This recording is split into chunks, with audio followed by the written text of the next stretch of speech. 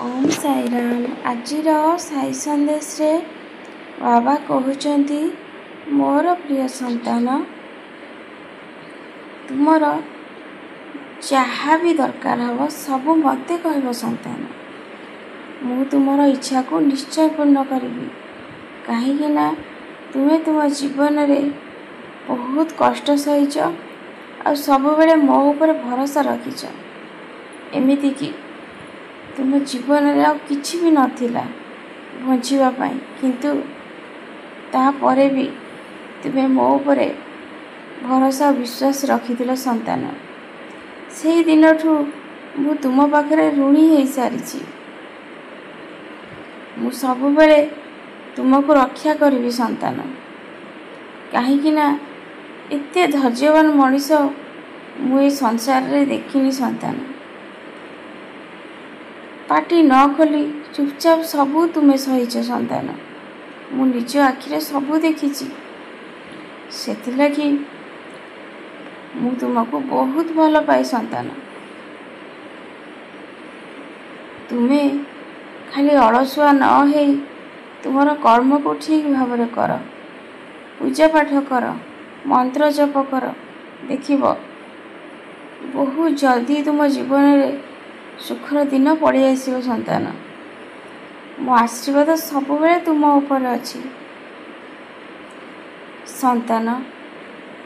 जेते बेले दुख आसी तुम्हें केबे भी भांगी पड़न से लगी मोर समस्त संतान को कहूँ जिते बेले भी दुख आसूची केबे भांगी पड़नी सब बेले ईश्वर को भरोसा रख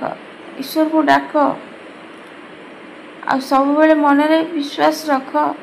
किछि हबनी बाबा अच्छंती मु तो तांको गुरु रूपे ग्रहण करिछि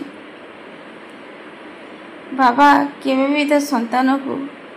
दुख देबेनी कि कष्ट भी देबेनी सब बेले मन रे एमिति भल भावना रख संतान तेबे जाई तुमको खुशी और आनंद प्राप्त हेब संतान तुम्हें निंदुक लोक मान पाखरु सब बेले निजको दूरे रखिब केबे भी से मानक पाखरे तुम्हें बसबनी सब बेले ईश्वर ऊपर भरोसा रखिब आ तुमर मनर कथा को सब ईश्वर को पाखरे कहिब संतान कौन बुझी पारुछ तो मु प्रतिटी मुहूर्त रे तुमको सब देखुची तुम्हें कौन करुछ आ कौन न करुछ मु सब बेले छाई परी तुम पाखे पाखे अच्छी किछि चिंता करनी सब किछि ठीक है जीव मोर समस्त संतान को कहूँ संतान भल कर्म कर आ खुशी रे रुह तुम्हें मो आड़ को गोटे हाथ बढ़ेले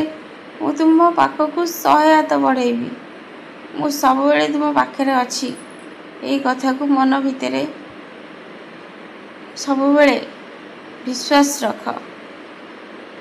आ मोर एकादश वचन मोर साई सच्चरित्र मोर साई स्तवन मंजरी साई कष्ट निवारण मंत्र साई चालीसा पढ़ा को चेष्टा कर संतान तेबे जाई